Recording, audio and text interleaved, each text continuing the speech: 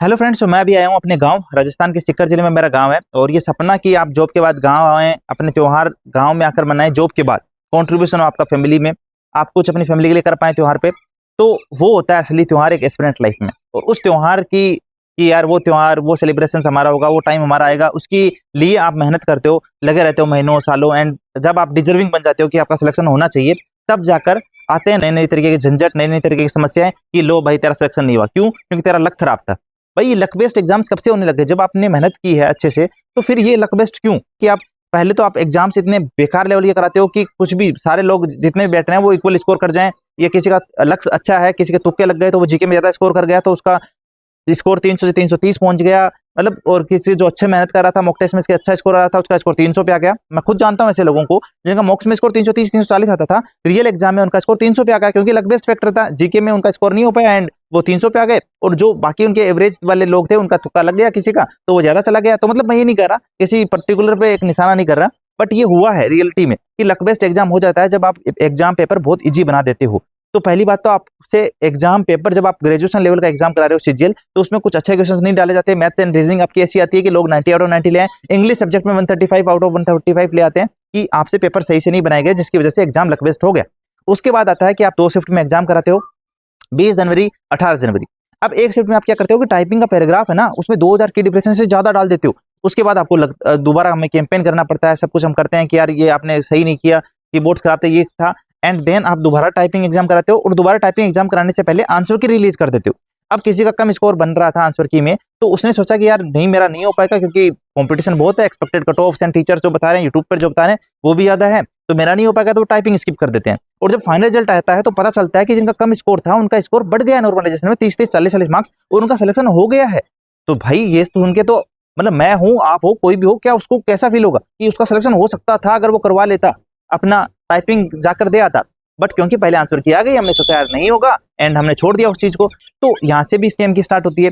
फिर आप 18 जनवरी और 20 जनवरी का जो मेंस होता है उसमें गैप लाते हो, लेवल में गैप लाते हो, आपसे सही से क्वेश्चन सेट नहीं हो पाते। आप थोड़ा गैप रखते हो कि 20 जनवरी 18 जनवरी में थोड़ा इजी, थोड़ा सा ज्यादा बड़ा गैप नहीं है।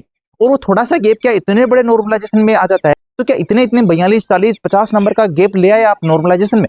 और अगर नॉर्मलाइजेशन में केवल नहीं हुआ है, तो आप ये बताइए कि आपके क्या आंसर की में इतनी गलतियां आपने निकाल दी, क्या 7 8 10 10 क्वेश्चन आपने आंसर चेंज कर दिए। तो अगर इतने क्वेश्चन के आंसर आपको चेंज करने पड़ते हैं, इसका मतलब आपसे एग्जाम सही से सेट नहीं हो रहा। देखो मैं ये जेन्युइनली आपको बता सकता हूँ कि ये ऐसा नहीं है कि जेन्युइनली आप जितना कंपटीशन है उतने लोग जा रहे हैं कि एग्जाम दे रहे हैं एंड देन कट ऑफ आ रही है, वो कट ऑफ नहीं है। ये नॉर्मलाइजेशन एंड रॉन्ग क्वेश्चंस को सही करके, पता नहीं आंसर को गलत करके क्या किया गया है इन्होंने, उसके बाद ये कट ऑफ है।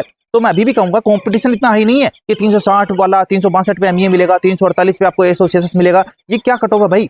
ऐसा नहीं है।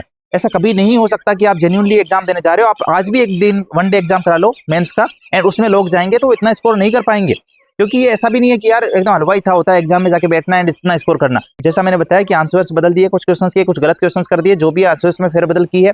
दूसरी चीज, नॉर्मलाइजेशन में बहुत बड़ा गैप ले आए हैं जबकि इतना बड़ा गैप था नहीं, तो वो भी फाइनल आंसर के आने के बाद पता चलेगा। तो एक्चुअल में हमें फाइनल आंसर के बाद बड़ी चीजें पता चलेगी कि एक्चुअल में हुआ क्या है।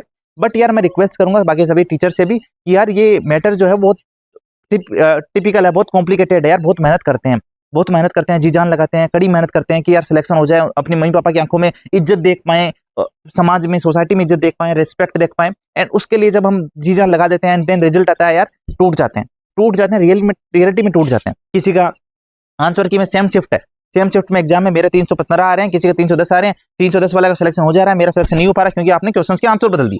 जब तक आंसर की नहीं आई थी, फाइनल रिजल्ट नहीं आया था, मुझे लगता था मेरा हो जाएगा, शायद उसका नहीं होगा। एंड देन जब रिजल्ट आता है तो उसका हो जाता है, मेरा नहीं होता। भाई फैमिली को हम बता रहे होते हैं, फैमिली को पता होता है कि हमारा इतना आया एंड देन उसका हो गया।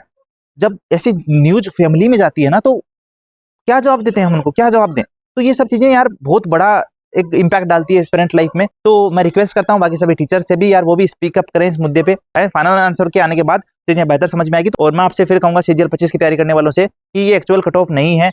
अगर आप आज के कंपटीशन के हिसाब से देखें, एक दिन में मेंस करें, एग्जाम देने जाओगे तो इतनी कट ऑफ नहीं रहेगी, ये मैं गारंटी दे सकता हूँ आपको। ये नॉर्मलाइजेशन और क्वेश्चंस के आंसर बदलने की वजह से हुआ है, तो आप लोग डिमोरलाइज ना हो, तैयारी को अपना कंटिन्यू करें। आरआरबी एनटीपीसी एग्जाम आ रहा है उसको दें, एंड सीजीएल 25 सीएचएसएल 25 एमटीएस 25 आएंगे एग्जाम, उनको दें। तो आप डिमोरलाइज ना हो, कम से कम आप जो है अपनी आस मत छोड़ना कि यार क्या है, एंड जो सीजीएल चॉइस वाले हैं उनको भी कहूंगा कि आरआरबी एनटीपीसी एग्जाम आ रहा है उसको टारगेट करना, क्योंकि हम इसके अलावा कुछ कर भी नहीं सकते। हमारे पास कोई बहुत सारा रुपया नहीं बैठा है कि हम इन्वेस्टमेंट कर लें, ये खोल लें, वो खोल लें, शॉप खोल लें, ऐसा भी नहीं है हमारे पास। तो कुछ नहीं कर सकते तो यार मेहनत ही कर सकते हैं। तो आरआरबी एनटीपीसी एग्जाम्स को टारगेट करो भाई। एंड डिमोरलाइज होना बनता है, फीलिंग बनती है, ये हमें करना पड़ेगा। तो तैयारी में वापस लग जाएं एंड ऑल द बेस्ट यार। जो भी कह सकता था बस यही था, जो फीलिंग्स थी I wanted to share with all of you. And quit करना सॉल्यूशन नहीं है, तो क्विट करने की मत सोचें अभी, क्योंकि आपने 80%, 60%, 70% आप रास्ते पे आए हो, तो इसको 100% करके ही जाएं, क्योंकि हमारे पास उतना है नहीं। अगर आपके पापा अमीर हैं, आप कुछ कर सकते हो तो करिए भाई, प्राइवेट में करिए। बट अगर नहीं है तो आपके पास यही सॉल्यूशन है, यही चांस है। एंड होप कर सकते हैं, आशा कर सकते हैं कि आगे से इंप्रूवमेंट हो एग्जाम्स में एंड चीजें इंप्रूवमेंट हो और हम उसमें अपना योगदान दें। एंड बस यही है, तो क्विट करना सॉल्यूशन नहीं है, मेहनत करनी चाहिए आपको अभी भी। एंड आरआरबी एनटीपीसी एग्जाम आ रहा है, देन सीजीएल 25, एचएसएल 25 एग्जाम्स आएंगे, उनको टारगेट करो। और इस साल जो 25 में बहुत सारे एग्जाम्स होने वाले हैं उनको टारगेट करो। एंड थोड़ा थोड़ा स्टेट जॉब में भी ट्राई कर सकते हो, अगर सेम सिलेबस है तो लगे रहिए तैयारी में। And all the best.